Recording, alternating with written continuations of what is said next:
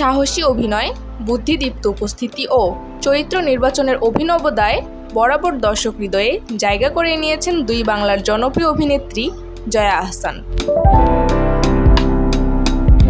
বাংলা চলচ্চিত্রের গণ্ডি পেরিয়ে আন্তর্জাতিক অঙ্গনেও নিজের প্রতিভার ছাপ রেখে চলেছেন তিনি।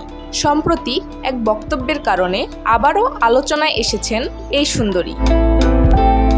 জয়ার ব্যক্তিজীবন নিয়ে বেশ আগ্রহ দেখা যায় দর্শক মহলে, যার কারণে প্রায় সময় নানা রকম প্রশ্নের সম্মুখীন হতে হয় এই নায়িকাকে।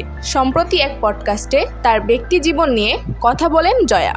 জয়া বলেন, পৃথিবীতে বেশিরভাগ মানুষ অতীতের অনেক অভিজ্ঞতাকে ভুল মনে করেন। তবে আমার জীবনে যেসব ভুল বা আপাত দৃষ্টিতে যেগুলো ভুল বলে মনে হচ্ছে, ওগুলো আসলে ভুল নয়। আমার জীবনে ভুল বলে কিছু নেই। তিনি আরও বলেন, আমার 4টি পোষ্য আছে, ওরা আমার কাছে 4টি বাচ্চা। ওদের আমিই মা। আমার মাতৃত্ব ওদের সাথে আর মাটির সাথে।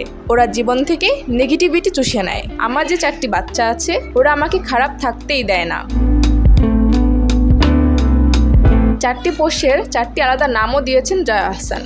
জয়া বলেন, বড়জনের নাম ক্লিওপেট্রা, তারপরে রিও, তারপরে নিমকি আর জিমি। গত 18 জুলাই মুক্তি পায় জয়া আহসান অভিনীত সিনেমা ডিয়ার মা। ছবিটি পরিচালনা করেছেন অনিরুদ্ধ রায় চৌধুরী। জয়ার পাশাপাশি এই সিনেমায় অভিনয় করেছেন দীপ্তিমান চ্যাটার্জি, মালায়ালাম অভিনেত্রী পদ্মপ্রিয়া, জনকিরামন সহ আরও অনেকে। বিনোদন ডেস্ক, কালবেলা।